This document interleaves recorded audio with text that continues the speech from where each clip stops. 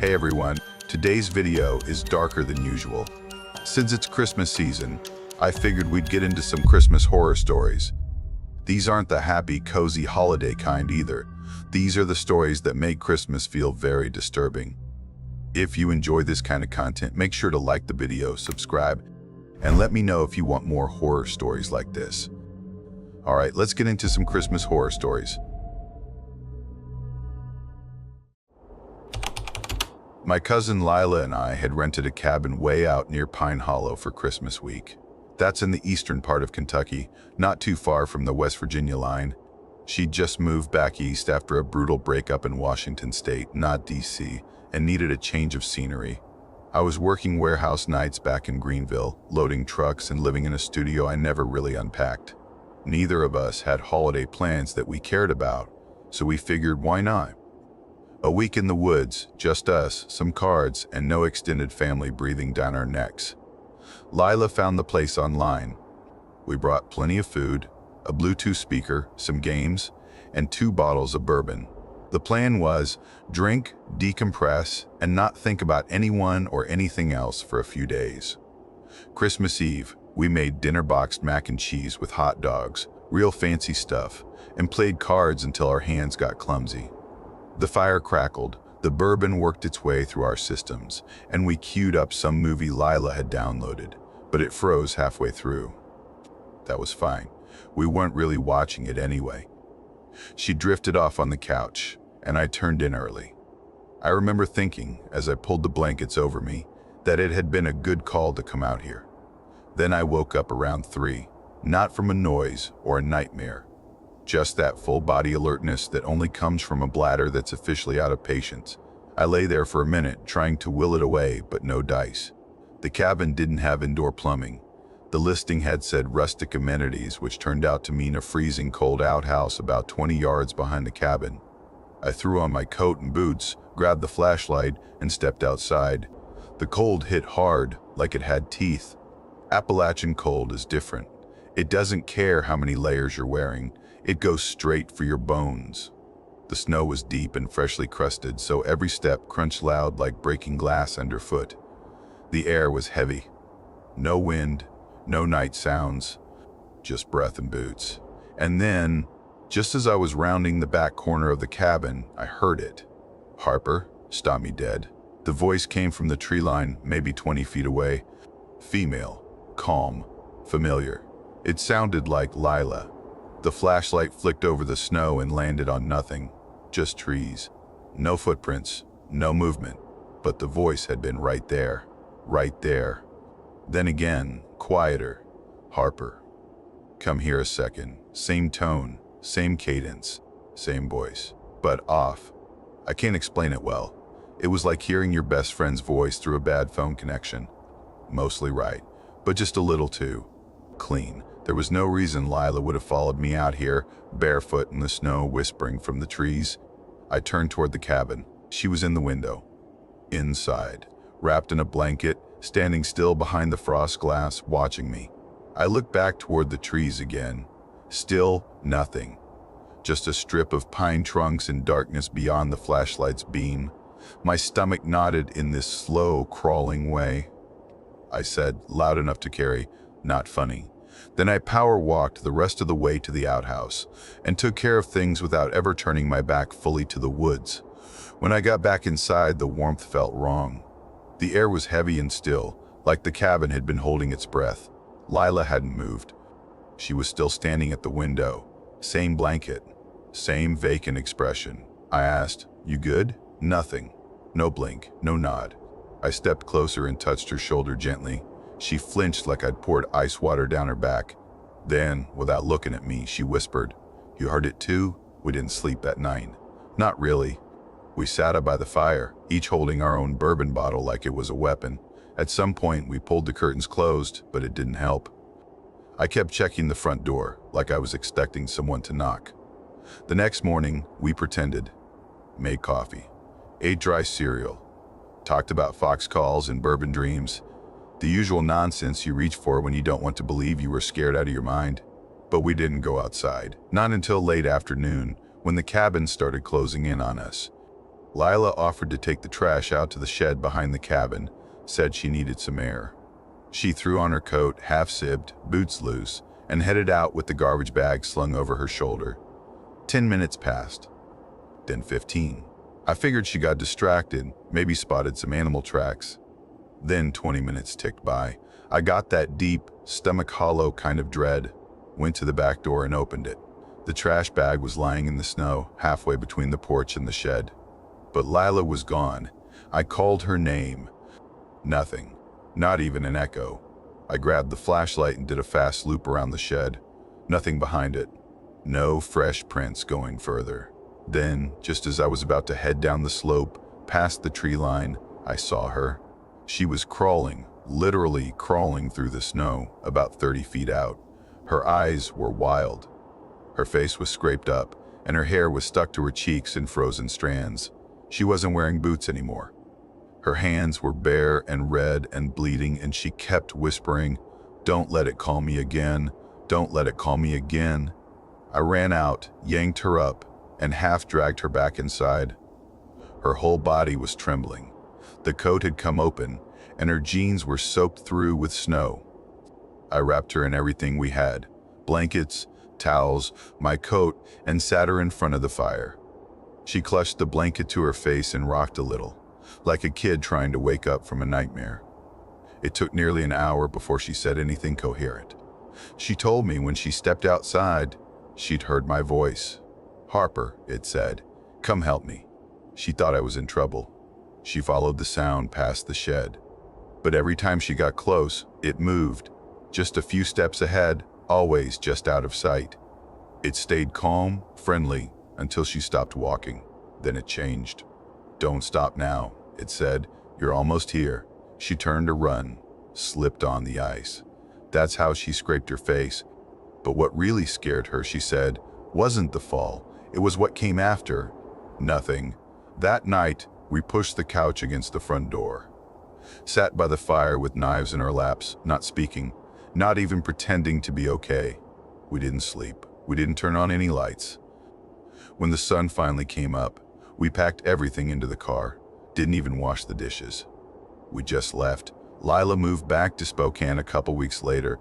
I've seen her twice since. She won't talk about that trip. Anytime I bring it up, she goes quiet, like the conversation never started. As for me, I don't do cabins anymore, and I definitely don't step outside after dark when it's snowing.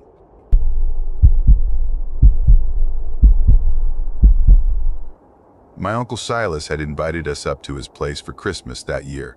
Me, my mom, and my cousin Ellis, who was 16. Silas lived by himself on this high ridge way out in Redfern County. He built the place himself, years back, and he barely ever left it. We'd never done the holidays up in the mountains before. Honestly, the idea seemed kind of cool at first. Snowy getaway, no distractions, a break from the usual Christmas chaos. But by the second day, Ellis and I were seriously climbing the walls. The internet was out, the satellite was frozen, and Silas's idea of entertainment was a stack of old Reader's Digest issues and a weather radio. So we did what bored teenagers do. We went snooping around in the garage. That's where we found it, this weird rolled-up ice fishing tent tucked behind a wall of neatly stacked firewood. It still had the plastic tag from the manufacturer dangling off the side. We dragged it out, dusted it off, and showed it to Silas. He barely glanced at it, just nodded and said something like, "Oh yeah, forgot about that thing. Got it in a trade from some guy a long time ago." Ellis and I decided to set it up just below the house, near the tree line. There was a wide, flat spot with barely any slope. Perfect for what we had in mind. The tent was dome-shaped, pop-up style, and once we got it open, we saw it was in surprisingly good condition. Stiff vinyl walls, plastic flooring, barely any signs of wear. It looked like no one had ever actually used it. That night, we loaded it up with double sleeping bags, layered ourselves in thermals and hoodies, and zipped ourselves in. It felt like this weird kind of freedom, like we were camping out on the edge of the world. No adults, no rules, just the snow, the trees, and us. At some point after midnight, I woke up. At first, I couldn't tell why. Ellis was snoring, this low, weird little whistling sound he makes when he's really out, and everything was pitch black inside. But then I heard it, this soft, dragging noise right outside the tent. It was subtle, like something brushing against the vinyl wall. Not fast or frantic, just slow, methodical, like someone was running a stick gently along the outside. I held my breath. The sound came again, and this time I saw the wall closest to me push in slightly. Just a small, smooth indentation, a curve. It wasn't sharp or sudden, but it moved, slid from one side to the other, then disappeared. I didn't say anything. I didn't move. I just stared at that spot until it stopped. I whispered Ellis's name. Nothing. He shifted in his sleep but didn't wake up. After maybe a minute, I sat up slowly, unzipped the flap, and stepped outside. My boots sank into fresh snow. I walked in a full circle around the tent. Nothing. No footprints. No broken branches. No drag marks. Just undisturbed snow stretching out in every direction. I got back inside and sat upright until the sun came up. Ellis woke up groggy, asked if I'd slept weird because I looked pale. I shrugged it off and didn't bring up what I saw. 2 days later, on Christmas Eve, we went back to the tent after lunch, planning to hang out and maybe build a snow fort nearby. But when we got there, the whole thing had collapsed. Not from snow weight. It hadn't snowed that much the night before. The poles weren't snapped either. It looked like something had slashed through the back wall. 3 long, jagged tiers, each one maybe 3 feet long. The weirdest part? The cuts didn't go all the way through. They just sank partway into the vinyl, like whatever did it had pressed hard, but not hard enough to rip clean through. We called Silas over. He stood there, looking at the tiers without saying much. After a while, he just said, "Must have been a branch," even though there wasn't a single tree within 20 feet of that spot. Then he picked it up and carried it out back without another word. That night, he burned it in the fire pit. Didn't even ask us if we wanted to try fixing it, just stood there in the falling snow, watching the plastic warp and curl in the flames. No explanation, no discussion, just gone. Christmas morning was quiet. The roads were still snowed over, so we stayed inside all day. Around 5 in the morning, I was lying in the guest room, just staring at the ceiling, not really sleeping, when I heard a sound that didn't belong. It started low, almost like a vibration under the floor. Then it rose fast into this high-pitched screech. Not like metal on metal or brakes. It was thinner than that, like something mechanical trying to imitate a scream and not quite getting it right. It hit this frequency that made my eyes sting. I remember that part clearly. It didn't sound like anything I could name. Then it stopped. Just like that. I mentioned it over breakfast. Silas didn't even look at me. Just said, "You'll hear things up here. Ignore them." That was the last time I tried bringing it up. That night, I didn't sleep at all. On the 26th, just before dinner, Silas opened his Bible. It was kind of his tradition. He'd always read a passage after big meals, especially around the holidays. This time he'd barely gotten through the opening lines. Something about shepherds and angels, when the screen came again. Only now, it was right above us. It sounded like it tore straight through the roof, loud enough that the windows shook in their frames. Silas dropped the Bible. Ellis, who had been trying to act tough the whole trip, started crying. Not just tearing up, full-on crying. We searched everything. The attic, the crawl space. We went outside with flashlights crunching through the snow. Nothing. Not a single track, not a branch out of place. But I swear I could still feel that sound in my chest, like it was lodged somewhere deep behind my ribs, humming. That night, Silas locked every door and deadbolted the front and back. He shoved a heavy chest against the back door and nailed the window shutters closed. Told us not to open anything, not even to peek. And after that, everything just felt wrong. We couldn't leave because the road down the ridge was still snowed in. So we stayed. 2 more nights, and each night just after dark we'd hear the scream again, always once, always from a different direction. Never closer, never farther, like it was circling. By the time the road cleared, all of us were jumpy. Ellis wouldn't even go near the edge of the tree line.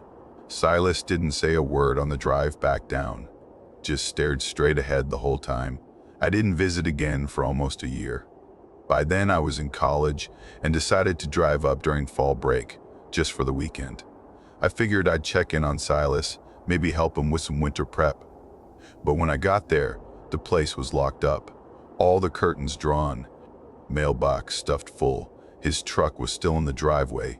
I knocked, called his name. No answer. I tried calling his cell. I heard it ringing inside the house. The garage door was unlocked. Inside, everything was exactly the same. Tools, neatly hung, firewood stacked, boots lined up. Except for one thing. On the back wall where we'd found that old tent the year before, there were 3 deep scratches in the wood. Long, vertical grooves. Like someone or something had raked their hand down hard and slow. Behind the garage, I followed a line of snapped branches leading into the woods. They went on maybe 30 feet, then just stopped. Since then, I haven't seen Silas. I don't even sleep near windows anymore.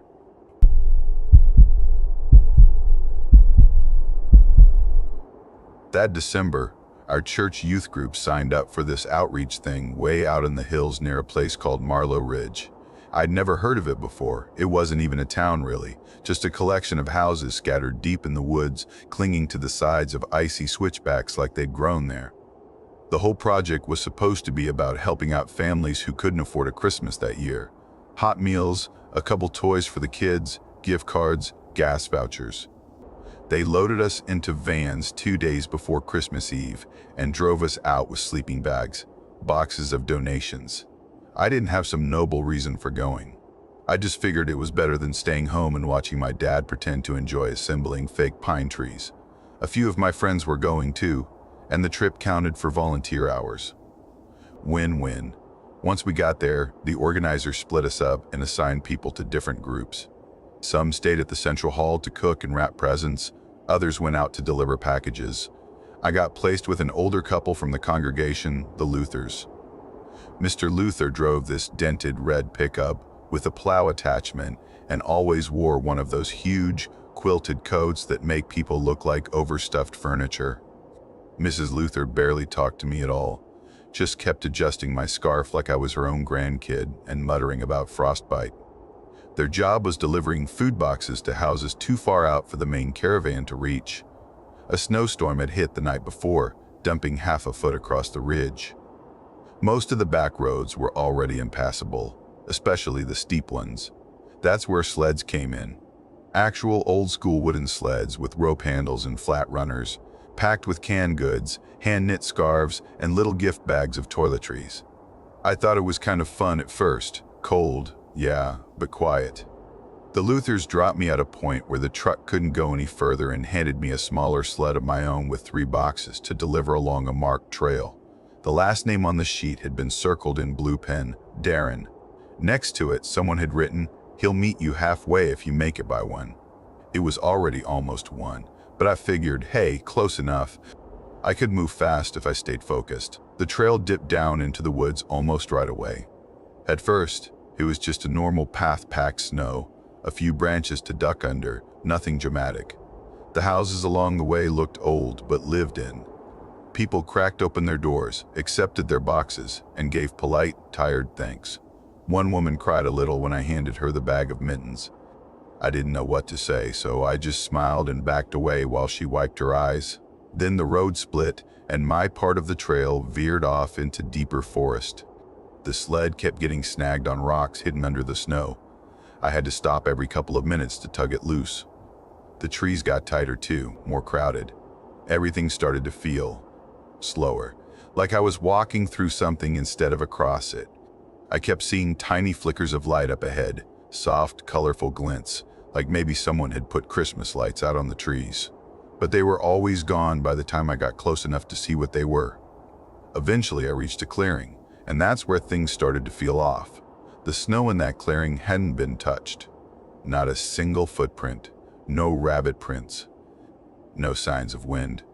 Just this huge, smooth blanket of white in all directions, like something had pressed pause on the world. I stood there catching my breath, one glove off so I could check my watch again. And then I noticed the trees. They weren't just trees anymore. They had stuff hanging from them, handmade ornaments. Pine cones dipped in thick wax, wire stars that looked rusted in places, little straw dolls with arms outstretched. The kind of decorations you'd see in a display about pioneer holidays or old Appalachian crafts. I probably would have thought it was charming if it hadn't been for one weird detail. Some of those ornaments were hanging 20-30 feet up, way higher than anyone could reach without a serious ladder or some climbing gear. That was the first moment my stomach tightened. The second was when I realized I wasn't alone anymore. He was just there, between two trees. Standing so still, I almost missed him entirely. The snow had started falling again, and everything around him looked fuzzy and shifting, but not him. He stayed sharp, like he didn't belong in the same layer of reality. He wore a brown coat, a red scarf, and gloves. Looked maybe in his 40s. Not scruffy, but not clean-cut either. Just ordinary, except he was holding something in his right hand. I squinted at it, thinking maybe it was a flashlight. "Are you Mr. Darren?" I called out. He didn't answer.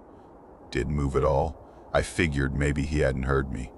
I took a step forward, one hand still on the sled handle. The thing in his hand wasn't a flashlight. It was a bundle of holly branches. The kind with red berries and sharp, glossy leaves. But they were bound together tight with what I thought was ribbon. It wasn't. It was barbed wire, the kind with little rusted teeth. He smiled, just a little. Not a friendly smile. More like someone recognizing an old photo of a person they used to know. I had no idea what to say, so I just turned, acting like I needed to fix the sled straps. When I looked back, he'd moved closer, only a few steps, but definitely closer. That's when I bailed. I didn't yell or try to explain. I just started walking fast. Not running, not yet. Just fast enough to make it clear I had a place to be. The sled dragged behind me, bouncing and tipping, but I didn't stop. I could hear something behind me, not footsteps, something heavier. A dragging sound, wet and crunching. I let go of the sled at the next curve and ran. The trail broke apart. I picked the widest path and followed it, heart hammering. I didn't know where I was going, but I kept looking for signs, anything familiar. Eventually, I spotted a chimney. The ranger station. It looked dead. No smoke, no lights. But the door was unlocked, so I bolted inside and locked it behind me. I crouched behind a metal filing cabinet, legs shaking so hard I kept bumping the drawers. Then the doorknob started to turn. Softly, just testing. Then harder. I couldn't breathe. The front door opened. Cold air rushed in, along with bits of snow.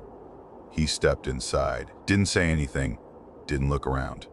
Just walked in, slow and steady, and placed the bundle of holly still wrapped in barbed wire right on the doormat.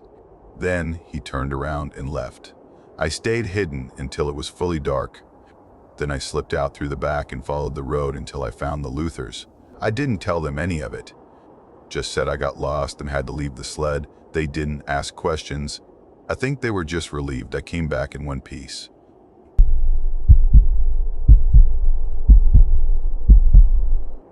My cousin Cal and I were staying at our aunt's place the week before Christmas. She and her family had gone down to visit her in-laws in Knoxville, so we were house-sitting their log cabin up on Sugar Ridge. We grew up around here, knew the usual wildlife, the local folks. Nothing about it really bothered us. The only extra task was helping her decorate for the holidays. She'd left a list, lights around the porch, pine garlands in the hallway, and a big old wooden Santa she kept in the shed out back. The Santa was weird, kind of a family relic, hand-painted, tall, and a little unnerving. It had this carved grin that didn't look particularly jolly. My aunt always set it out by the front steps with a lantern in one hand. Getting to it was a pain. The shed was tucked into the hill behind the house, so no line of sight from any of the windows, and it was packed full of bins and junk. By the time I dragged the thing out, my gloves were soaked, and I could feel snow melting down the back of my wrists. I stood it up next to the porch like she always did, and that's when I noticed someone watching from the woods. Just beyond the tree line, Maybe 15 yards out was a man in a brown coat. I thought maybe it was a hunter at first. It's not unheard of around here.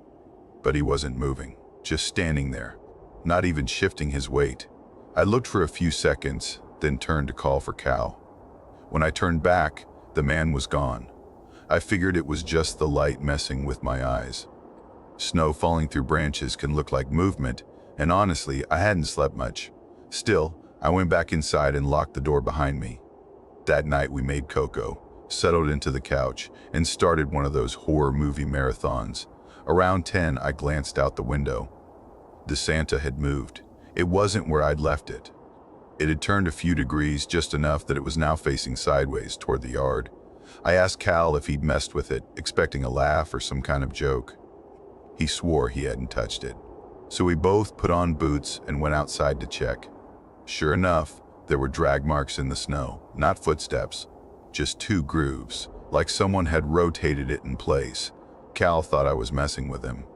He gave me this look, like I was clearly trying too hard to set up some prank. I didn't push it. Next morning, the Santa was back to its original position, front-facing, centered, like nothing had happened.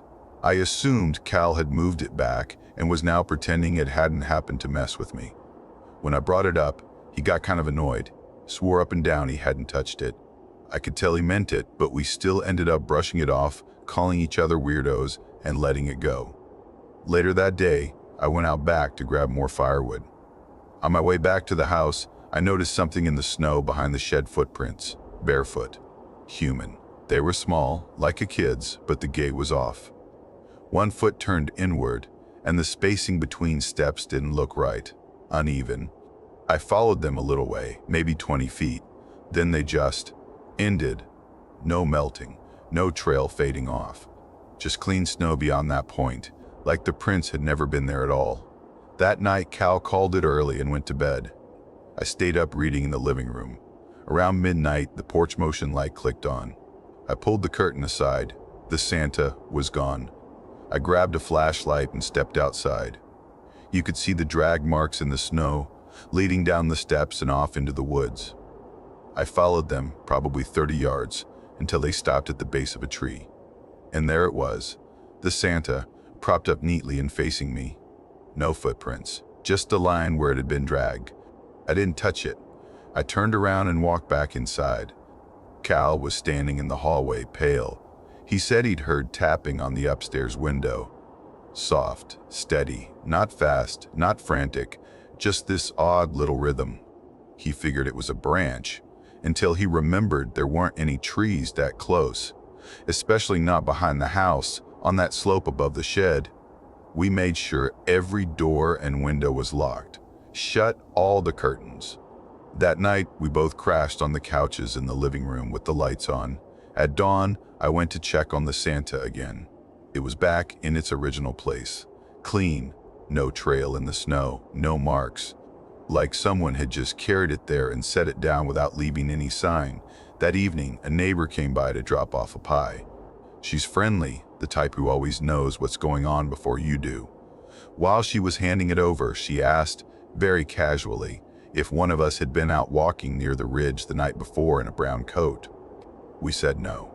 She said her husband had seen someone out past the tree line, pacing back and forth.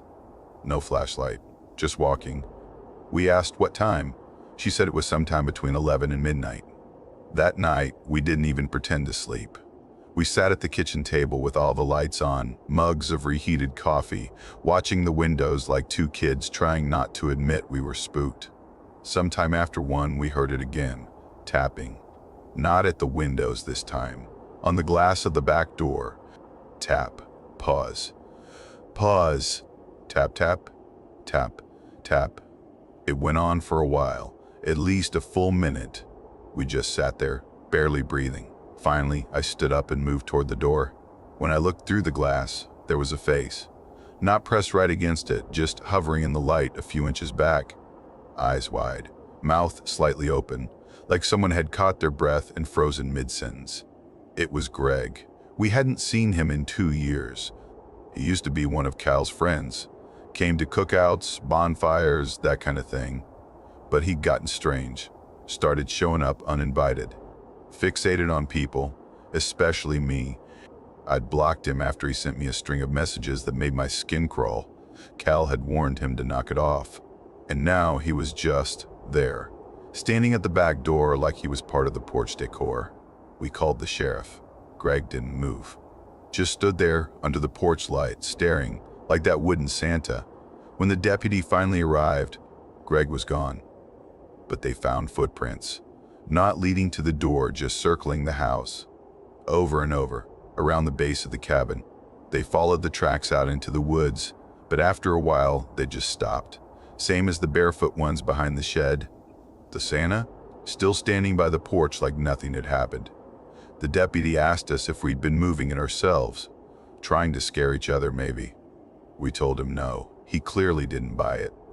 The rest of the week passed without much happening. Cal and I never went outside alone again. We kept every curtain shut tight and left without looking back.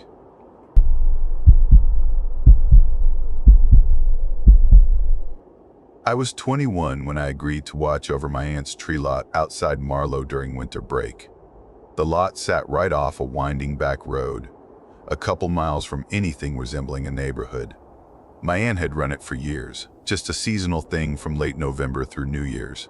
She mostly hired local kids to help, but by the week before Christmas, most of them had clocked out to be with family or get out of town. So it was just me for the last stretch.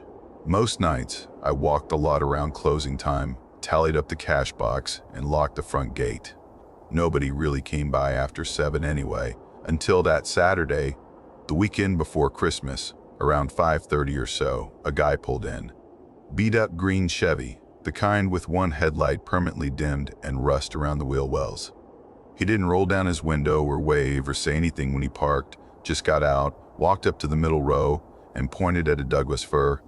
He wore heavy gloves, which stood out because it wasn't even that cold that day, mid-40s, if that. Thick canvas coat, old boots, and a brimmed cap pulled low. I asked if he needed it netted or trimmed. He just shook his head and handed me exact cash. Not a word, just bills folded crisp and flat. That kind of quiet isn't that weird out here, to be honest. Some people just don't talk much. Still, something about how still he was bothered me.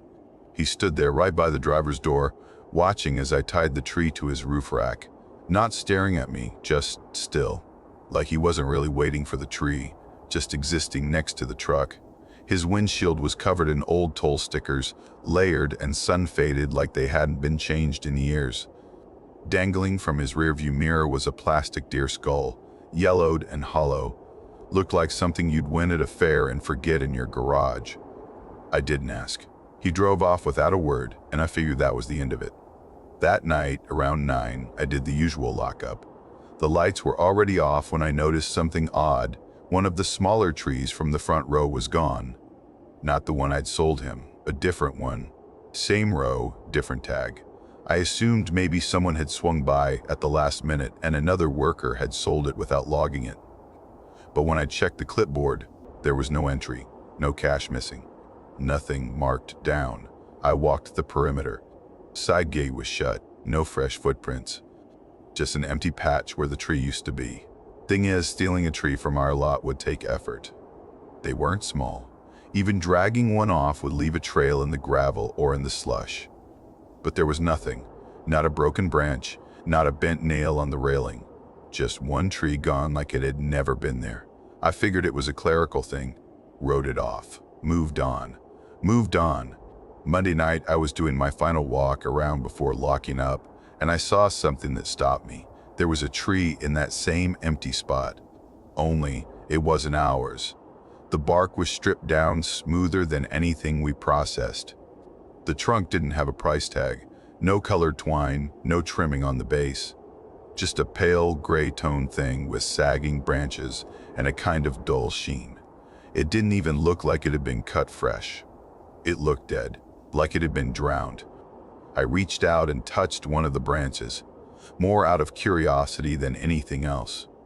Instant regret. It was cold, ice cold and slick, like old meat wrapped in plastic. It clung to my fingertips for a second, left this faint smell I couldn't place.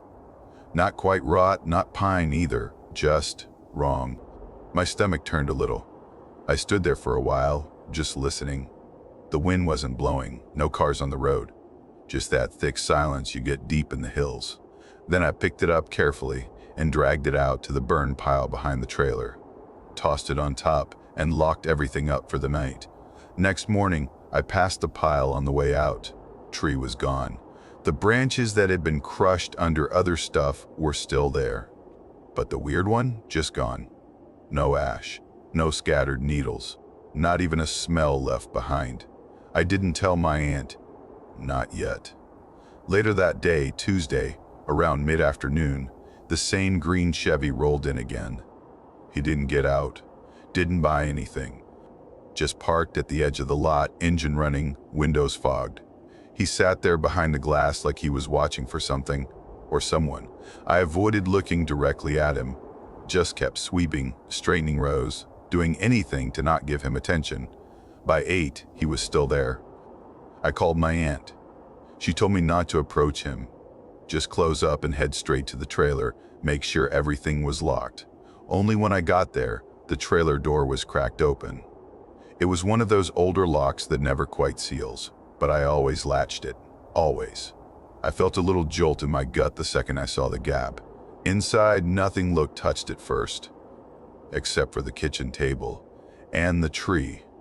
The same one I dragged out to the burn pile the night before. It was just standing there, no base, no water, no netting. The bottom was jagged like someone had torn it out of the ground instead of cutting it.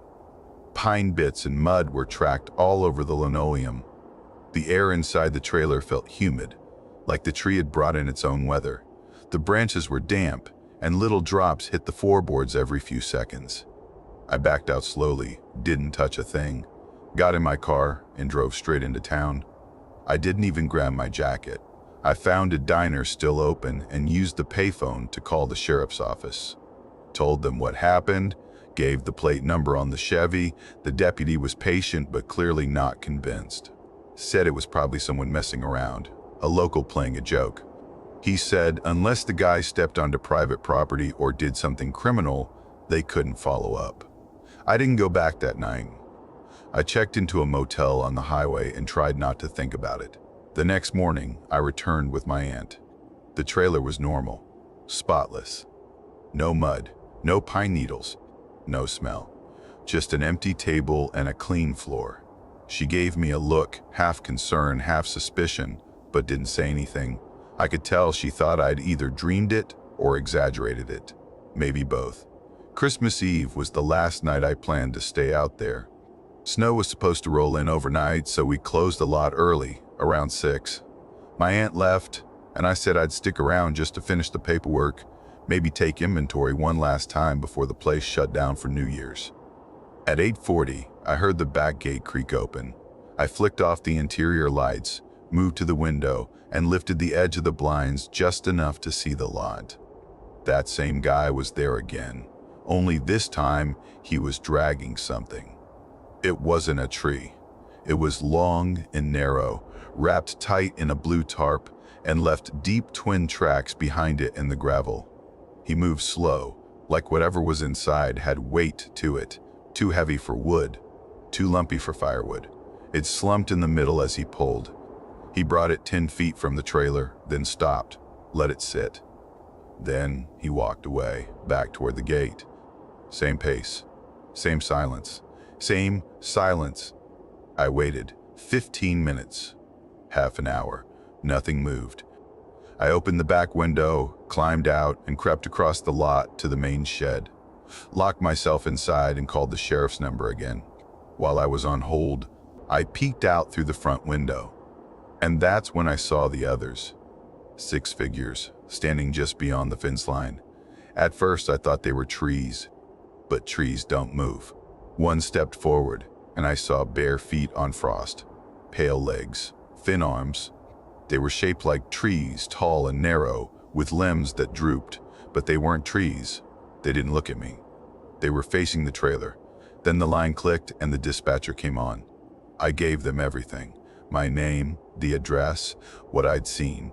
I stayed on the phone until I saw headlights swing through the lot 15 minutes later. By the time the deputy got there, the figures were gone. The man in the Chevy never came back after that. But on New Year's Day, when I returned to grab the last of my stuff, I found that tree again, leaning against the trailer steps like it had been delivered overnight. I dragged it behind the lot, poured an entire can of lighter fluid on it, and burned it to ash. I stayed there until nothing but smoke and gray flakes floated in the wind.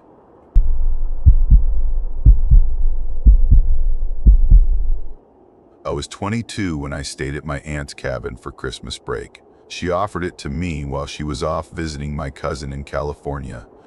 It's way out in this remote part of western Pennsylvania, just trees, hills, and a frozen creek that runs below the slope her place sits on. I figured, after finals and 3 straight months of nonstop everything, the silence might actually do me some good.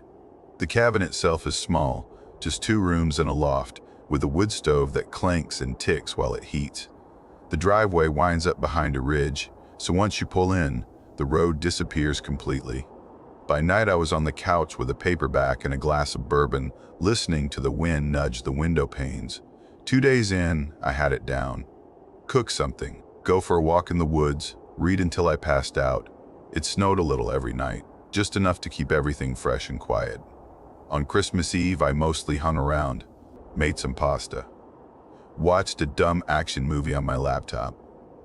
Just after midnight, I realized the fire was dying and went out to grab more logs from the woodshed. That's when I saw the footprints. They weren't mine. They weren't old either. The snow was too clean. Just a single set of boot prints, coming from the tree line to the shed, and then from the shed straight to the back steps. No return trail. Just stop, right there. I crouched down and counted them. 8, maybe 10 prints in total, sunk deep. I remember staring at the trees like I was waiting for something to move. Nothing did. I stood there longer than I probably should have. Then I told myself maybe they were older than they looked, and I'd just missed them earlier. Snow can do weird things with tracks. I locked the doors, dragged the little dining table in front of the front door, and sat back down with my book. Didn't read a word of it. I barely slept. Every time the fire creaked or shifted, I sat up and listened. Christmas morning, I went out to check again, thinking maybe I'd imagined how clear those tracks were. But no, they were even sharper in the daylight, way bigger than my boots, and they came in too straight, too purposeful. Still no return path. I walked the perimeter of the cabin, checked the shed, looked under the porch. Nothing looked disturbed, nothing missing. But I couldn't shake the feeling someone had been watching me. In the afternoon, it started snowing again. Slow, soft flakes, the kind that fall straight down without any wind. I tried to shake the uneasiness, made cookies. My aunt keeps this old molasses and ginger recipe on a stained index card taped inside the cupboard. The smell actually helped a bit. I even found a tinny local radio station playing Christmas songs. For a few minutes, it felt almost normal, until the power went out. No flicker, no warning, just a soft pop, and then everything. Lights, fridge, radio dead, total quiet. I gave it a few seconds, thinking maybe it would blink back on. Nothing. So I grabbed the flashlight, checked the breaker in the pantry. All looked fine. I stepped outside and squinted at the pole line running down toward the road. No ice buildup, no fallen limbs. Just darkness.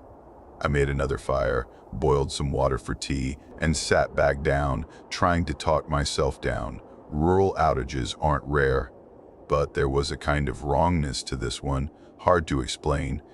It wasn't just the blackout. It was that same crawl under my skin I'd felt the night before. I locked everything, closed the curtains, put the flashlight next to me on the couch. Around 10, I heard a knock. Just one. Firm, slow, like someone using the side of their fist. My stomach dropped. There hadn't been any sound before it. No footsteps, no car tires on snow, not even crunching gravel. Just that one knock. I didn't answer. Didn't move. Then I killed the fire. Turned off the flashlight. The cabin went pitch dark. A second knock came, just like the first. Still, I didn't move. I sat there holding my breath, heart pounding so hard I could hear it in my ears. Minutes passed. Then something brushed the window behind the couch. Not a tap, not a knock. A slow press, like someone dragging their palm across the glass. That did it. I grabbed the fireplace poker and backed into the bedroom, shut the door and locked it. My hands were shaking so hard I could barely type, but I turned on my phone anyway, hoping, praying for a bar. Nothing. I tried dialing 911 anyway, just in case. No connection. I kept checking every 10 minutes. Still nothing. At some point after midnight, the radio in the kitchen turned back on. I hadn't touched it. Just this quiet static at first, like the volume was turned way down. Then a man's voice started humming along with, "Oh Holy Night." Not singing, just humming. I didn't move. Didn't make a sound. I stayed right there with the door locked, poker grip tight in both hands. Eventually the voice stopped. The radio clicked off on its own. That was it. When the sky started to lighten, I finally unlocked the door and stepped out. I didn't wait around. I went back inside, shoved everything into my bag, and started clearing the driveway. I was down the road an hour later, just behind the first plow truck. Power came back the next day. No reported outages in the area. My aunt said she'd never had a problem in that cabin, even during ice storms. I didn't tell her everything, just that I'd gotten spooked being alone. I haven't spent Christmas by myself since.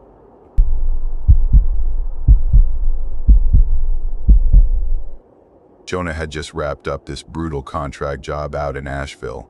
We hadn't seen each other in almost a year. I think we'd both felt the weight of it. He called me one night in early December and said, "What if we just disappear for a few days? Just a cabin in the woods, you and me. Like when we were kids." I said sure, but I didn't take it seriously until he followed up the next day with a screenshot of his time off and a rental suggestion. The place looked old, hand-built, and deep in the hills near a spot called Colby Ridge, somewhere north of Burnsville, not too far from where our aunt used to live. We drove up together on December 22nd, crammed into his old Forester with duffel bags, grocery totes, and enough bourbon to kill a horse. The GPS cut out about 30 minutes before we arrived, so we had to rely on the host's printed directions. The road turned sketchy pretty quick. First patches of snow, then solid ice, then nothing but gravel winding through trees so bare it felt like the whole forest was holding its breath.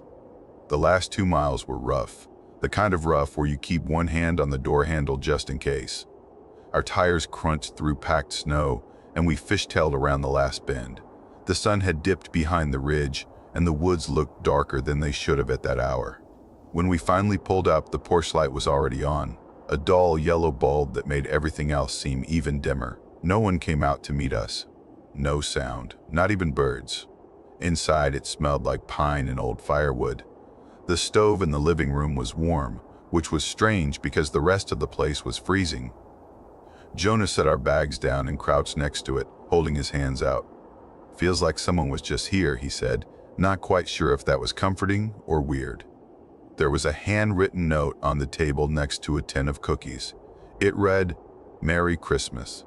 Make yourself at home. Back on the 26th.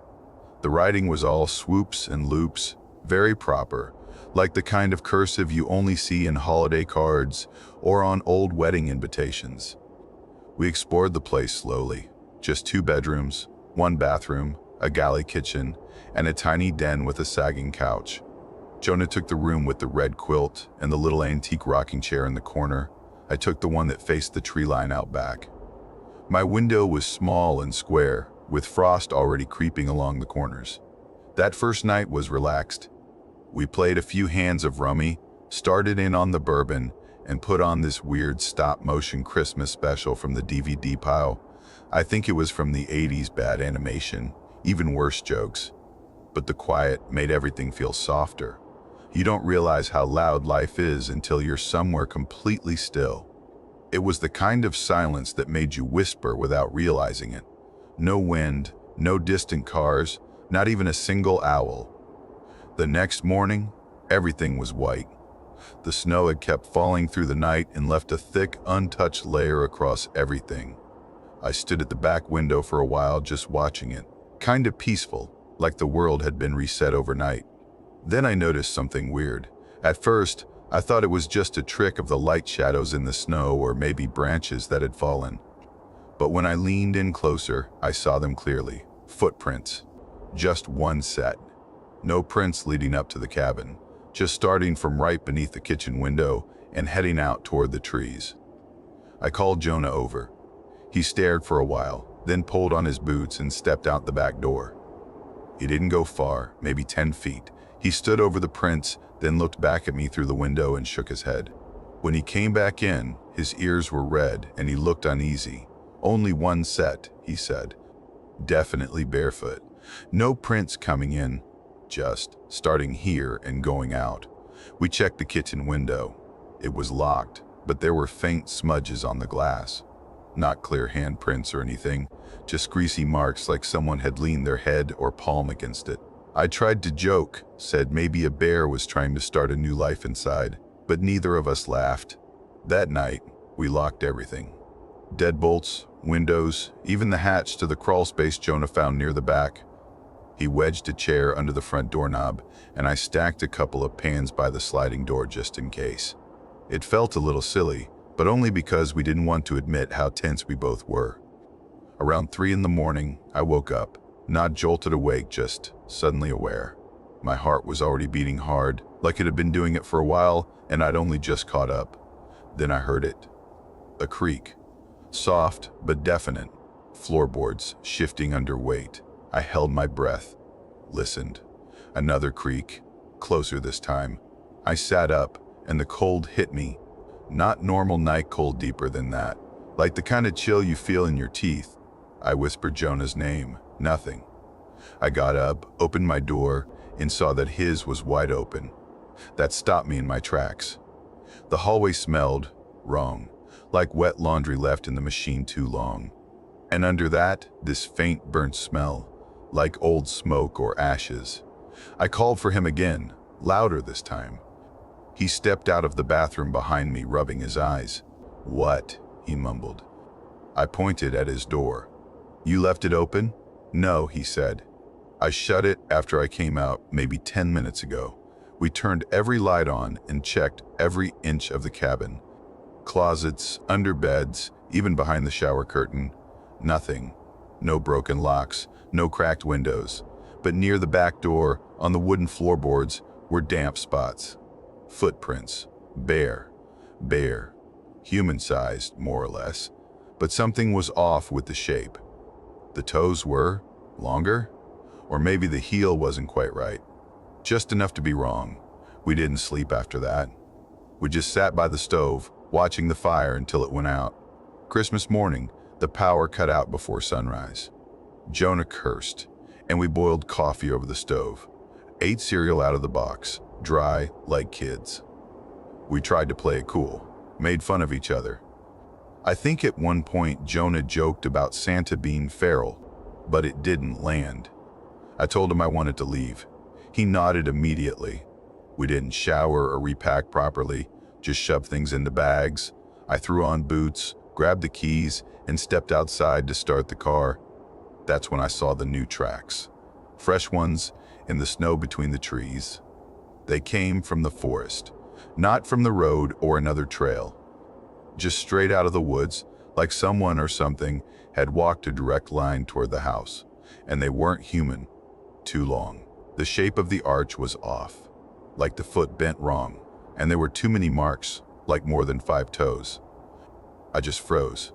The car keys were in my hand, but I couldn't move. I backed up slowly, eyes still on the prints. My breath fogged the glass as I shut the door behind me. Jonah was in the kitchen, white as a sheet, holding something. He didn't say anything at first, just handed it to me. It was an ornament. A tiny carved deer's head, but wrong.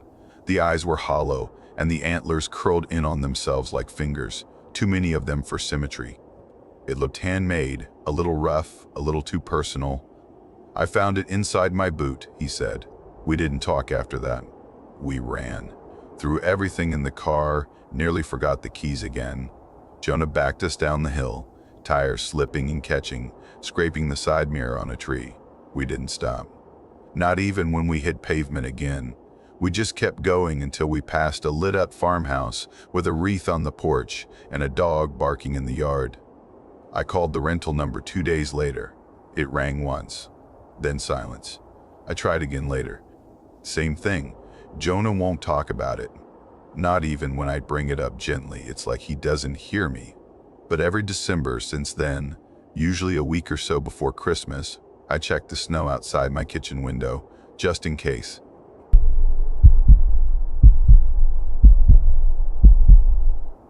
We were spending Christmas at my Uncle Nate's place, this little nowhere town near the Kentucky-West Virginia line. We arrived a couple days before Christmas. Uncle Nate was retired military, lived alone, didn't talk much unless he was 3 beers in. On Christmas Eve, he came in from the garage holding a sagging cardboard box. It looked like it hadn't been touched in years.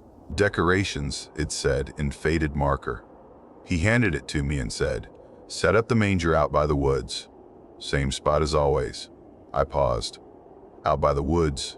He just nodded, like that explained everything. Apparently, it was some tradition they had when my mom was a kid, setting up the nativity not by the house, not on the porch, but all the way out at the edge of the trees behind the clearing. Why? No one said. Just that's how it's done. So I took the box, pulled on my boots, and trudged through the snow. It had that powdery texture that gets everywhere, even in your socks somehow. The clearing was maybe 30-40 yards out from the back door, past the fire pit, down a slight slope, right where the backyard gave up and the tree line took over. The box was full of old plastic figures, all of them scratched, faded, or missing parts. Mary's eyes were rubbed off. Joseph looked melted on one side. The baby Jesus had a crack down the middle, and one of the wise men had no head. And then there was the angel. Small, dingy, missing one wing. Its face was worn almost smooth, but its arms were outstretched like it was offering something, or waiting to be picked up. I found the spot, a makeshift platform made from a plank, resting on 2 cinder blocks, and arranged the scene as best I could. Animals, people, baby in the middle, angel in the back. The whole thing looked like it had barely survived a garage sale. I adjusted it a few times, trying to get it to stop tilting, but eventually I gave up. My fingers were stiff, and I couldn't feel my nose anymore. Later that night, sometime after 11, the power went out. No flickering, no warning, just one soft mechanical click, and the house went dark. Uncle Nate didn't even blink. He grabbed a lantern from the closet like it was routine. "Happens when the wind's up," he said. Then he went to bed. My parents had already turned in, tucked away in the guest room with the door closed. I stayed up in the den, sitting cross-legged by the fireplace, picking at cold sugar cookies. The flames were low, casting weird shadows on the walls. I didn't really want to sleep yet. Around midnight, I started hearing bells, not loud ones, not Christmassy. These were small, high-pitched, with a thin metallic ring to them, like chimes made from spoons or pieces of wire. They came from the woods. At first, I told myself it was just ice falling from branches, or maybe some wind knocking something around. But it wasn't random. It had a rhythm. 3 chimes, then silence. 3 more, then silence, over and over. I stood up, walked to the back door, and looked out. The snow was bright enough under the moonlight to see the clearing. The manger scene was still there, but it looked different. The angel was missing. Everything else was still in place, more or less, but the angel wasn't standing in the back anymore. I figured maybe it fell off. The wind had picked up earlier, so I got my coat, boots, and flashlight and stepped outside. The cold hit harder than before, the kind that sinks into your bones, not just your skin. I followed the footprints I'd made earlier. They were already starting to soften around the edges, but still visible. About halfway across the clearing, I noticed something strange. There were new tracks in the snow. Not mine. Smaller, deeper, rounder. Whatever made them wasn't wearing shoes. They were too round for that.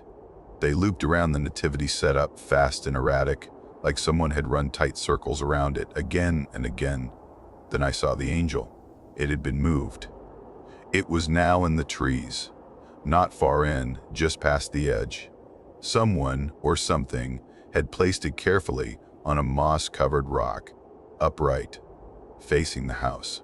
Its broken wing angled slightly forward, like it was pointing. I just stood there.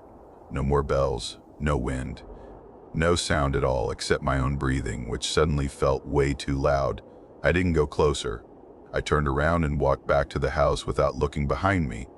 Didn't sleep much after that. I lay awake on the couch, the lantern burning low beside me, listening for any sound bells, footsteps, creaking. Nothing came, but that somehow made it worse. Christmas morning, everything was normal again. Too normal. Like the house was pretending nothing happened. Pancakes, coffee, wrapping paper, fake smiles. I asked Uncle Nate casually about the nativity setup, hoping he'd say something, anything. He just said, "That's how we do it," and went back to his coffee. I didn't bring up the angel. That evening, just before dinner, the power went out again. This time I didn't light anything. I just stood in the dark for a second, then walked to the back window. The scene out there had changed. Joseph was knocked over. The donkey was face down in the snow. The angel was gone again. I didn't even consider going outside. I sat on the floor by the cold fireplace, wrapped in a blanket, listening. Just after midnight, the bells came back. 3 chimes. A pause. 3 more. Then footsteps, not inside. On the porch. Not heavy. Not boots. These were soft. Deliberate. Just enough pressure to creak the wood. Then they stopped. Right in front of the door. I looked toward the glass panel. It was frosted over, but I could see a silhouette through it. Thin. Asymmetrical. Still. Then the doorknob started to turn. Not shake. Not test. Turn. The chain caught after an inch.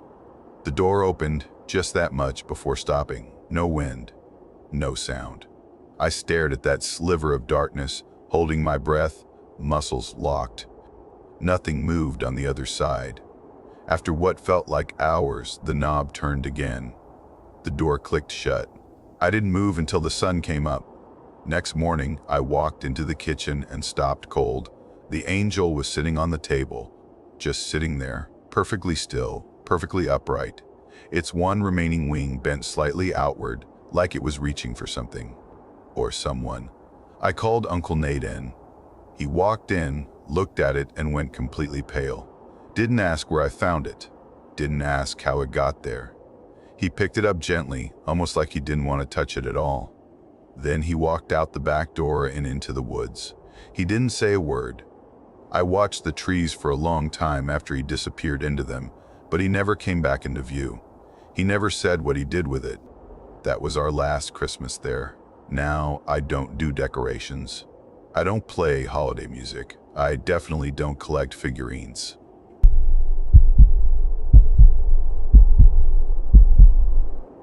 A few years ago, just before Christmas, I spent the entire month of December helping out at my uncle's old tree lot out near Hillcrest, Virginia. My uncle owned a stretch of land just outside the main road, maybe 2 acres total, where he let families come and cut their own Christmas trees. That's how he made his money each winter. He'd been running it alone for over a decade, but earlier that year he'd had a stroke. It wasn't major, but it left him slow, unsteady. He couldn't climb stairs anymore, and he kept forgetting names, even mine sometimes, so I volunteered to help him run the place through the season. I moved into the barn loft around the 1st of the month, brought a sleeping bag, a space heater, and a few books to keep me occupied. The routine was simple: open by 9, close at dusk, and help anyone who came looking for a tree. Most of the traffic came on weekends.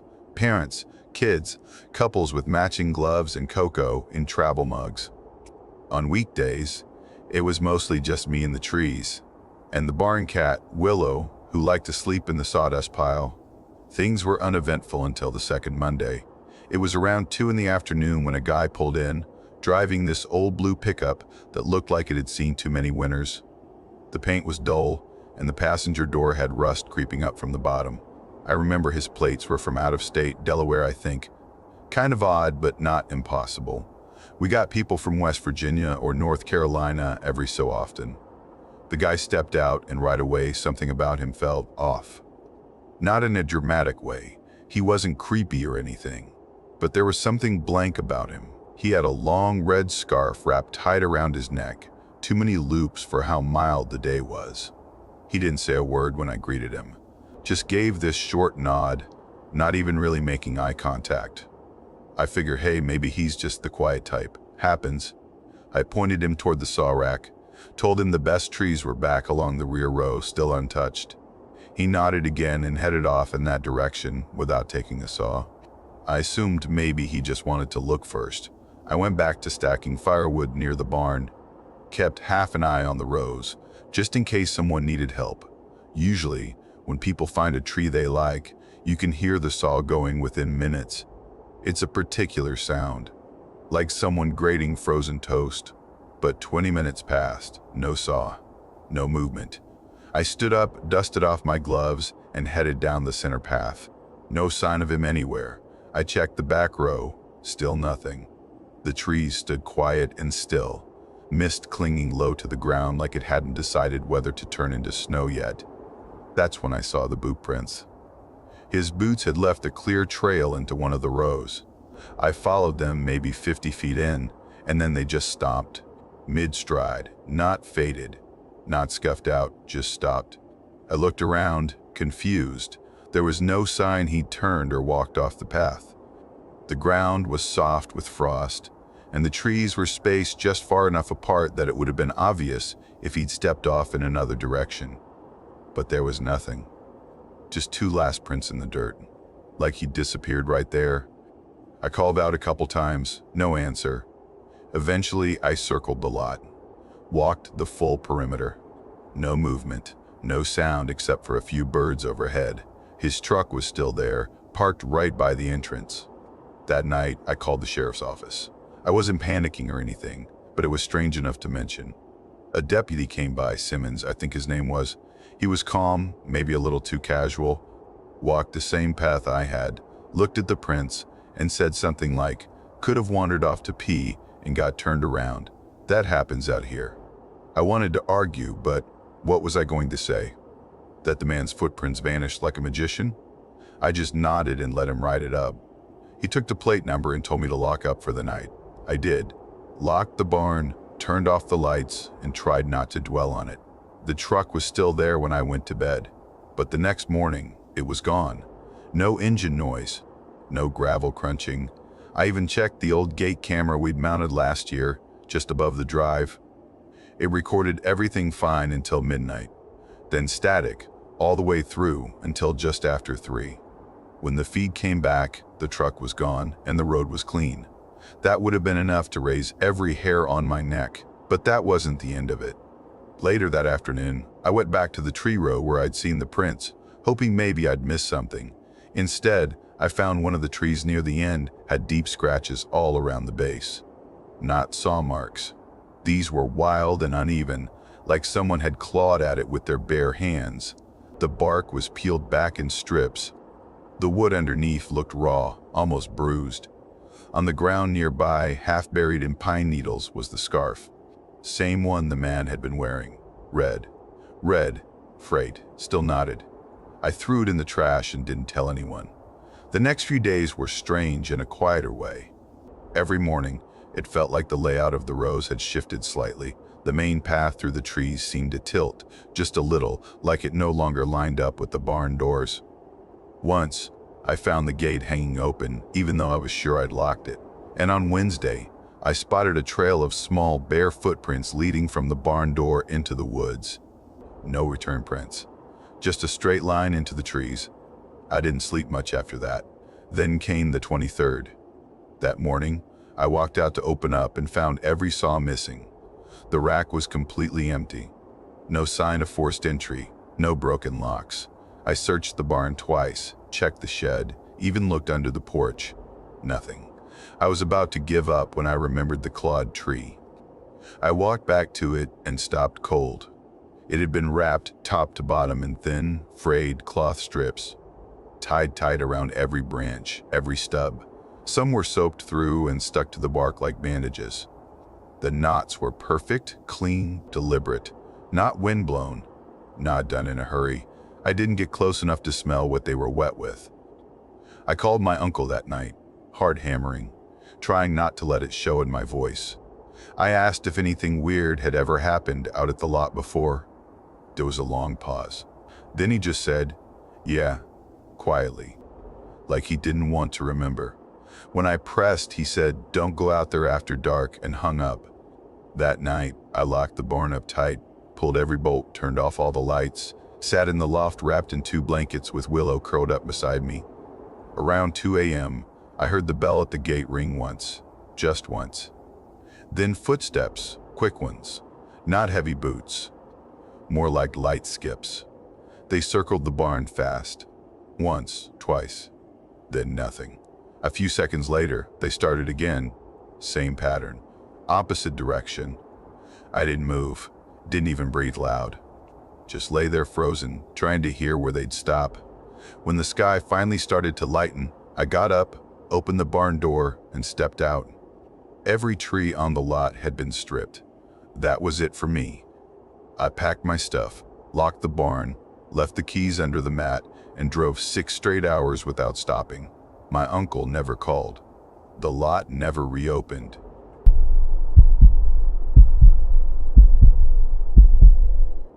I was 27 when my girlfriend and I split up, right before Christmas too. Perfect timing, right? We'd been together for 3 years, and when it ended, it just ended. Just a slow unraveling that finally snapped. I stayed in our apartment for a few days after she left, then realized I couldn't sit in that place surrounded by her stuff and pretend I was fine. I needed out, fast. So, I took a seasonal delivery job in Westover County, a quiet, cold patch of rural Appalachia I'd never even heard of before.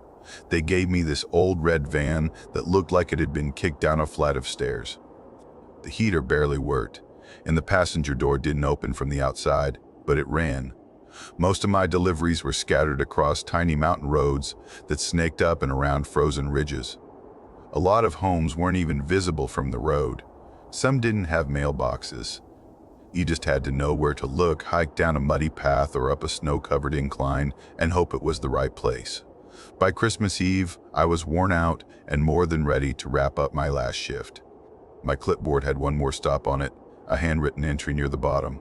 No name, just an address, 38 Hollow Pine Trail. The ink was smudged, like someone had written it in a rush and spilled something on it later. The number was barely legible. I plugged it into the GPS and got nothing. Not even a blank spot on the map, just location not found. I wasn't too surprised. That happened a lot with these remote routes. Earlier in the day, I'd stopped at a little general store to ask about a different address and figured I'd try asking again. The guy behind the counter was probably in his 70s, with a mustache so thick it looked like it had its own zip code. When I asked about Hollow Pine Trail, he gave me this slow blink like I'd said something strange. Then he muttered, "Up past the busted gate, real far in. You'll see it near the snow-cut bend." Not exactly GPS coordinates, but it was all I had. The sun was already low when I got there. Snow had started falling again, thick and quiet, turning the road into a white sheet. I found the broken gate, more like a rusted chunk of fence leaning sideways, and parked just off the main road. The path beyond looked barely wide enough to walk through, let alone drive, so I grabbed the last box and started hiking. The package was weird. Wrapped in brown paper, tied up with string, no shipping label, no barcode, just the address written in the same smeared ink. It didn't weigh anything. I gave it a little shake, and it was silent. Honestly, it felt empty. The trail snaked up into a dense patch of woods.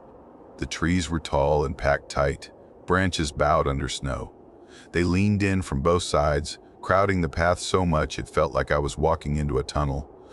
Every few steps, a frozen branch would creak overhead, and once or twice I thought I heard something move in the woods, but when I stopped, everything went quiet again.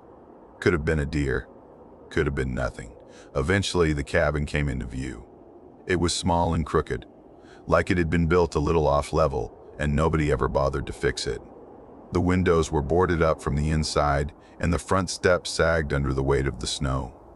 But behind one of the windows, through the cracks in the boards, I saw a flicker of orange light, like a candle or fire. It wasn't bright, but it was there, enough to tell me someone was home. I climbed the steps and knocked, once, then again louder. No answer. I waited, then bent down, planning to leave the box on the stoop. As I straightened up, the door creaked open. A guy stood there. He looked to be around my age, maybe younger. Pale skin, jet black hair slicked to the side, and these pale gray eyes that didn't quite meet mine. He was wearing a long button coat that looked old, like antique store old, and heavy boots caked with snow. He didn't say anything, just stood there, staring at me like he wasn't sure I was real. "Delivery," I said, holding out the box. He looked at it, then at me. Slowly he reached out and took it. His hand brushed mine for a second, and it felt wrong. Not just cold, like winter cold, but frozen, like his blood wasn't moving. I had a sudden, irrational urge to pull my hand back, but I didn't. "Thanks," he said. Just that. Just that. Then he stepped back and shut the door without another word. I turned and headed down the path, quicker than before. I wasn't panicking exactly, but I wasn't strolling either. There was something about that cabin that made me feel like I didn't want to be there after dark. I didn't look back, just focused on my boots crunching through the snow. Once I was back in the van with the door slammed shut and the heat cranked, something finally clicked. The package. No label, no postage, no name. It shouldn't have even been on my route. And it felt empty. That bugged me all the way back to the depot. I mentioned it offhand to one of the other drivers during our end-of-day check-in. He was older, kind of gruff, but he listened. When I said the address, 38 Hollow Pine, he paused. "That place?" he said, brow furrowing. "You sure about that?" "Yeah," I told him. "Cabin up the hill, broken gate near the bend." Some guy answered. He shook his head slowly. "That cabin's been gone for years. Burned down in the 90s. Belonged to the Murray family. Fire killed the parents. Only the son made it out. He disappeared not long after. Nobody ever found him." I waited, thinking he was messing with me, but he didn't smile. "Locals say he still shows up," he added, almost like a joke. "Usually around Christmas. You sure it wasn't a hiker or something?" I didn't argue, just nodded and left. But that night, I didn't sleep much. Kept seeing the guy's face, remembering how cold his hand was, the way he just stood there like he didn't quite understand what was happening. On Christmas morning, I couldn't stop thinking about it. I knew I shouldn't go back, but I did. I told myself it was just to double check. Make sure I hadn't made some dumb mistake. So I drove back up the ridge, found the same broken gate, parked in the same spot, and hiked up the same trail. But there was no cabin, just a clearing, silent and white under the snow, with pieces of old stone foundation poking through. Blackened wood. No porch. No boards. No light. I stood there, not moving, while my breath came out in shaky clouds. Then I looked down and saw my own footprints from the night before. Still there, clear in the snow, leading to the middle of the clearing, and stopping. I followed them slowly. No new prints. Nothing from the man. Just mine, ending where the door had been. I backed away. Didn't run, but I didn't look away either. Walked backwards down the hill, one step at a time, until I was out of the trees. That night, I looked up the Murrays. Took me a while, but I found an old forum post on a regional history site. There was one photo attached, grainy, faded, scanned from a newspaper. A family of 3 standing in front of a small cabin. The boy was about 11 or 12. He had the same pale eyes, same black hair, same long coat, and in his hands he held a small, square parcel. Wrapped in brown paper and tied with twine, I quit the job the next day. Didn't bother waiting for the final paycheck. Packed my things, drove out of Westover County, and didn't look back.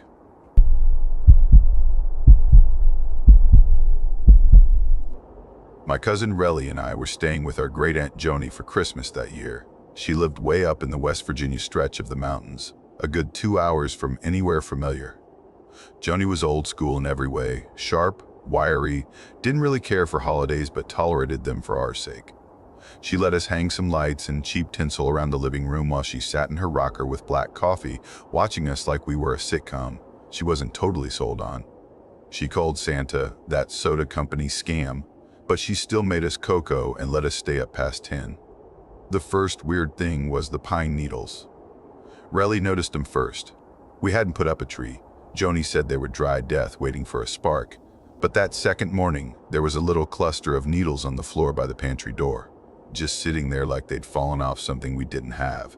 We showed Joni, kind of hoping she'd laugh and admit to secretly getting a tree, but she just looked down at them and said, "Ain't no pines up here worth a damn. That's from something else." Then she swept them up with one of those tiny brooms with the red plastic handles and didn't say another word about it. That night, I thought I heard a bell. Not a doorbell, more like one of those old sleigh bells you see in Christmas cartoons. Just a quick jingle, like metal tapping metal. I sat up in bed, thinking maybe Relly had snuck something festive into the room, but she was sound asleep, mouth open, buried under a heap of quilts. Nothing else happened. The only sound was the stove popping downstairs like it always did. Next morning, more pine needles. This time, right by our bed. Joni didn't come look. She just said, "Don't touch 'em," and kept herself busy in the kitchen the whole morning.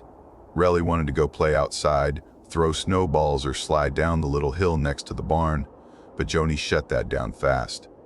She said we weren't going out after dark. No discussion. When we asked why, she gave us this odd look and finally said something that's never left me. Every few years, she said, not even turning around, something comes down off that ridge around Christmas time. Only when there's snow, only after you hear the bell. If you hear it once, it's looking. Twice. Don't look outside. Relly laughed. I didn't. I told myself she was trying to spook us, maybe get us to behave or just have a little fun at our expense. But the third night, I heard the bell again. It was louder this time, closer. Right outside the bedroom window. I didn't look. I really wanted to. Every part of me said, just peek, but I didn't. The next morning, the pantry door was cracked open. That door was always latched tight. Joni made sure of it. I went over to shut it, and there was something off about the air inside. It was colder than it should have been, like stepping up to an open freezer. There was frost on the wood paneling at the back. A lot more pine needles, too. Way more than before, like someone had shaken a tree in there. I reached in and touched the frost. My finger went numb almost instantly. Joni came in and slammed it shut so hard the walls shook. She locked the latch and stood there breathing through her nose like she was trying not to yell. "Don't open that again," she said. Her voice was low, like gravel. "It comes through cracks. Once it finds heat, it stays close." That night, we didn't sleep in our room. She moved us to the front room, turned the stove up so high the windows fogged and everything felt a little too warm. She sat upright in that same old rocker, wrapped in a wool coat, holding a shotgun so rusted it looked more like a relic than a weapon. She didn't talk much, didn't really blink either. Right after midnight, the bell rang 3 times, clear as anything. 3 slow, spaced-out chimes. Joni stood up.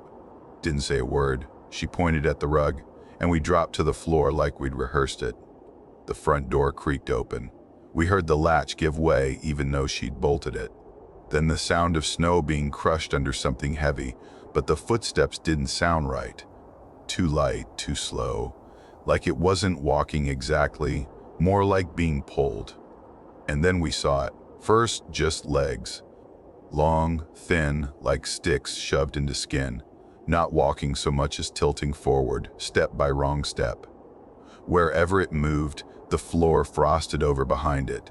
The garland and tinsel we'd hung started trembling, like they were caught in a breeze we couldn't feel. The smell of pine hit me so strong, it burned my throat sharp and sour, like sap gone bad. It didn't look down. Just passed right by us, headed straight for the pantry. Joni didn't move. Her lips were moving like she was praying, but I couldn't hear anything. No words, just the clench of her jaw. The door clicked shut behind it. She waited until the frost melted and everything was still. Then she told us to go pack our things. We were leaving first thing in the morning. Before the sun was even up, she took a can of kerosene out to the pantry, doused the door, and lit a match. Stayed out there until the flames were down to embers. When our parents finally made it up there the next day, Joni didn't say much. She gave us both a hug, nodded at our moms and dads like everything was fine, and went inside. Never said another word to any of them. She passed away the following spring, quietly. Her will left the place to my mom, but no one's ever gone back.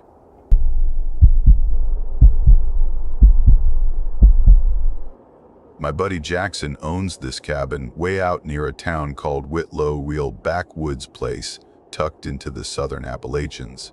His family's had it for generations. It's one of those hand-built places from way back. No electricity, no plumbing. Just a fireplace, an old metal roof that clattered like crazy in the wind, and an outhouse that you had to hike to in the dark if you were unlucky enough to need it after sundown. Jackson couldn't make it up that Christmas. He was stuck in Atlanta, something about last-minute work stuff and frozen pipes in his own house.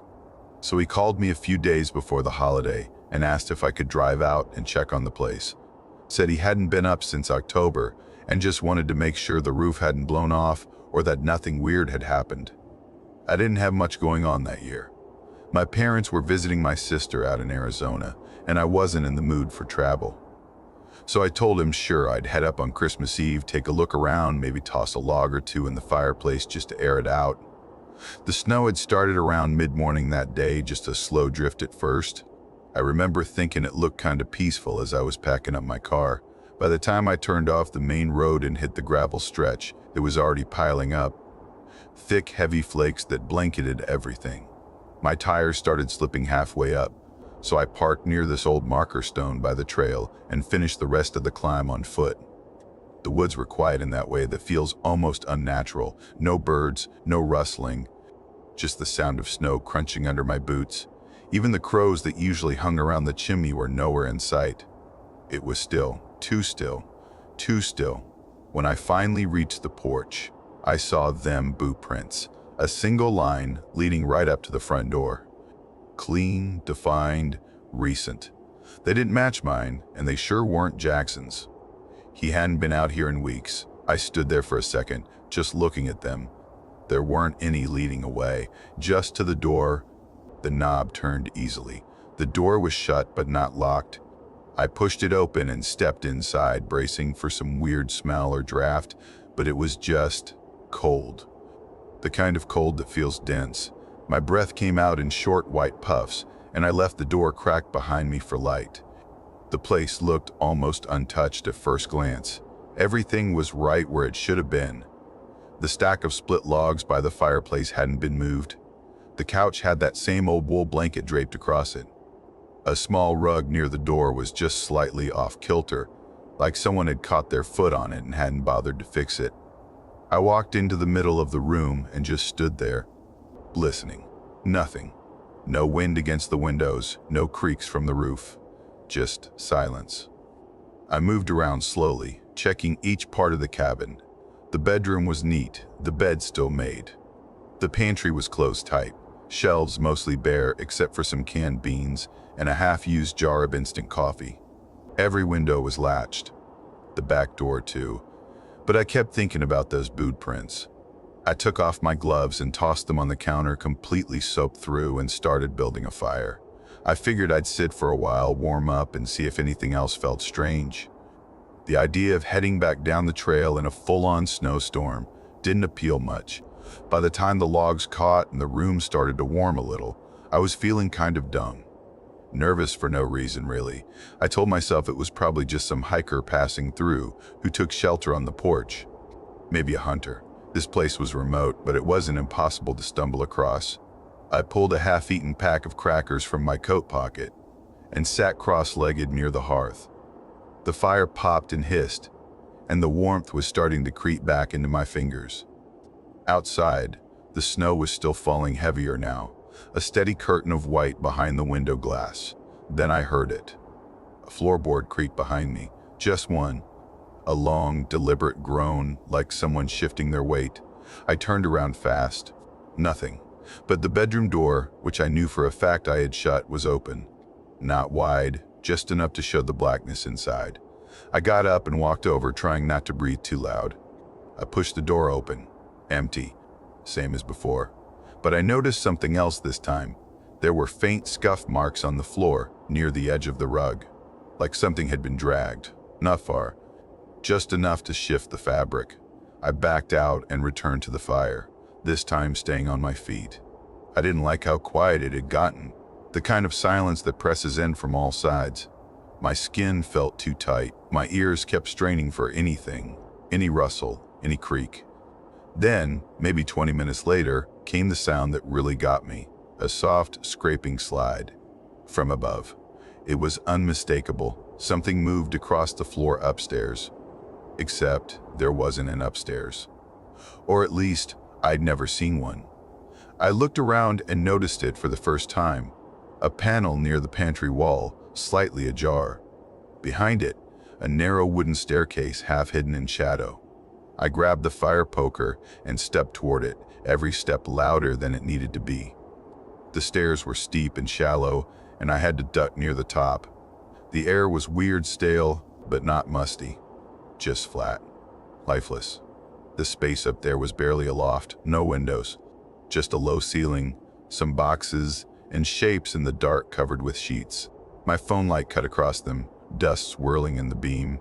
Furniture, old tools, a trunk, and footprints. Bare ones, pressed deep into the dust. They weaved across the floor in a staggered line, like someone had wandered around aimlessly. The last set stopped at the far wall. No exit. No attic hatch. Just a wall. I didn't see anyone. I didn't wait to. I backed down the stairs, one hand on the railing, the other still clutching the poker. Back in the main room, the fire had started to die down. I moved fast, stuffed everything back in my bag, threw on my coat, and turned for the door. Then I froze. That sheet I'd seen upstairs, the one covering something by the boxes, it was now draped over the couch. I didn't think, didn't breathe. I just yanked the door open and ran. The trail down was slick, and I wiped out hard about halfway, slammed my hand against a rock, tore it open, blood all over my glove. But I didn't stop. I kept running until I hit the tree line and saw the shimmer of my car through the falling snow. Locked the doors. Tried the ignition 3 times before it caught. I drove until I reached that diner off Route 17, the one with the blue neon sign that buzzes in the cold. Sat in the parking lot until I could stop shaking. Then I called the sheriff's office and gave them the address. They sent a deputy out the next morning. Said everything looked fine, no sign of entry, no prints in the snow, no disturbances. The place was secure, whatever that means. He asked if I might have seen a bear. I told Jackson to find someone else to check on the place.